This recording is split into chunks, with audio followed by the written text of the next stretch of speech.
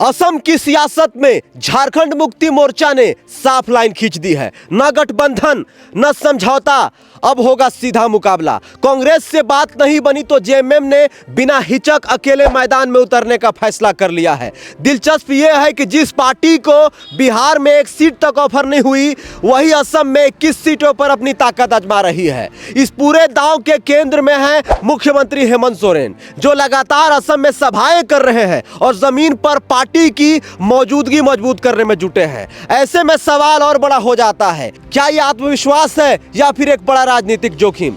देखिए, सवाल यह नहीं कि जेएमएम कितनी सीटें जीतेगी असम में। असली सवाल यह है कि क्या हेमंत सोरेन का यह दांव अनजाने में बीजेपी के लिए कहीं रेड कारपेट तो नहीं बिछा रही है? क्या असम में जेएमएम भी वही करने वाली है जो झारखंड में जेल कैम ने किया था? चलिए इस पॉलिटिकल ड्रामा की गहराई को विस्तार से समझते हैं और जानते हैं कि असम में जेएमएम के चुनाव लड़ने से कांग्रेस को फायदा होगा कि नुकसान होगा। देखिए भैया, बात सीधी है, राजनीति में कुछ भी सीधा और आसान नहीं होता है। कांग्रेस ने जेएमएम को सिर्फ 7 सीटें ऑफर की थी, लेकिन हेमंत सोरेन की डिमांड थी कम से कम 20 सीटें। कांग्रेस का तर्क था कि आपका असर झारखंड तक सीमित है, लेकिन जेएमएम का जवाब था कि भैया हम जमीन तैयार कर चुके हैं असम में, अब हम पीछे नहीं हटने वाले। अब सबसे बड़ा सवाल, क्या जेएमएम कांग्रेस का गेम बिगाड़ेगी? यही सवाल सबके मन में चल रहा है। इस सवाल का जवाब सीधे असम में नहीं बल्कि झारखंड के एक उदाहरण में छिपा है, जेल कैम फैक्टर। झारखंड विधानसभा चुनाव में जेल कैम ने सिर्फ 1 सीट जीती, लेकिन असली कहानी सीटों की नहीं थी। करीब 15 सीटों पर जेल कैम ने ऐसा असर डाला जिससे जेएमएम को सीधा फायदा मिला। वो कैसे? वोट काटकर, मुकाबला त्रिकोणीय बनाकर और विरोधी का गणित बिगाड़कर। अब जरा असम की तस्वीर हमको समझना होगा। तब आपके मन में ख्याल आ रहा होगा, तो क्या असम में जेएमएम बन सकती है जेल कैम 2.0? ये आपके मन में ख्याल आ रहा होगा। इसको भी हम समझने का कोशिश करते हैं। देखिए, जेएमएम 21 सीटों पर चुनाव लड़ रही है और ये वही सीटें हैं जहां आदिवासी और टी ट्राइब्स वोट जो है निर्णायक है और कांग्रेस पहले से मजबूत मानी जाती है इन इलाकों में। अब मान लीजिए जेएमएम सिर्फ 5 से 7 सीटों पर भी असर डाल देती है तो क्या होगा? वही होगा जो झारखंड में जेल कैम ने बीजेपी के साथ किया था।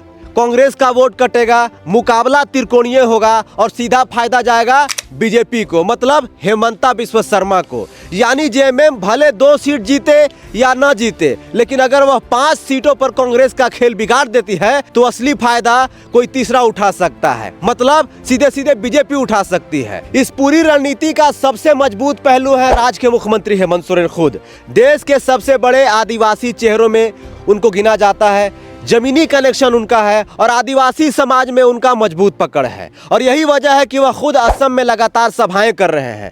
यह सिर्फ प्रचार नहीं है हेमंत सोरेन के लिए, यह पर्सनल इन्वेस्टमेंट है। अब हमको समझना होगा कि असम में आदिवासी गणित क्या है, जहां से चुनाव में गेम बदलेगा। असम में टी ट्राइब्स और आदिवासी वोट करीब 15 से 20% है, लेकिन असर 30 से 40 सीटों पर है। यानी अगर सही जगह सेंध लगी, कम सीट लड़कर भी बड़ा असर डाला जा सकता है और जेएमएम यही काम कर रही है। अब सबसे अहम और जरूरी सवाल कि कांग्रेस की असली चिंता क्या है? कांग्रेस की दिक्कत सिर्फ जेएमएम नहीं है बल्कि उसका टाइमिंग है। वही वोट बैंक, वही सीटें और अब सीधा मुकाबला। पहले कांग्रेस का मुकाबला बीजेपी से था, लेकिन अब मुकाबला उन्हीं क्षेत्र में, उन्हीं सीटों पर जेएमएम के साथ हो जाएगा। यानी बीजेपी के खिलाफ लड़ते लड़ते अब जेएमएम से भी कांग्रेस को जूझना होगा।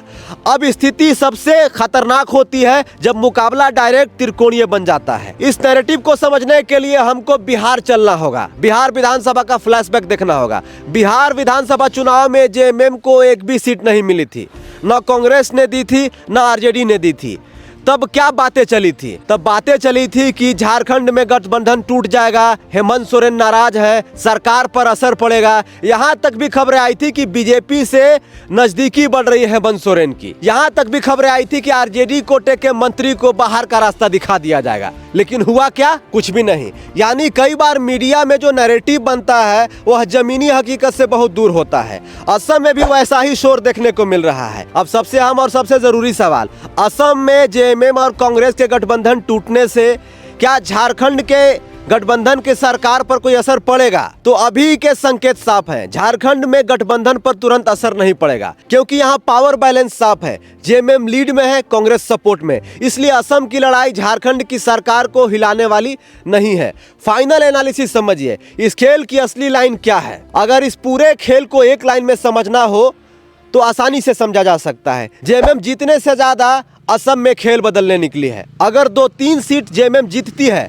तो राजनीतिक एंट्री मानी जाएगी, लेकिन 5 से 7 सीटों पर असर डालती है तो गेम चेंजर। और यही वह पॉइंट है जहां कांग्रेस को सबसे ज्यादा नुकसान हो सकता है। असम में जेएमएम का यह दांव सिर्फ एक चुनावी फैसला नहीं है बल्कि एक बड़ा राजनीतिक प्रयोग भी है। हेमंत सोरेन यह दिखाना चाहते हैं कि जेएमएम अब सिर्फ झारखंड की पार्टी नहीं है बल्कि आदिवासी राजनीति की राष्ट्रीय आवाज बनने की कोशिश कर रही है। लेकिन इस दांव का सबसे दिलचस्प पहलू यह है कि अगर जेएमएम जीतती नहीं है तब भी किसी को हरा सकती है, और भारतीय राजनीति में कई बार यही सबसे बड़ी ताकत होती है।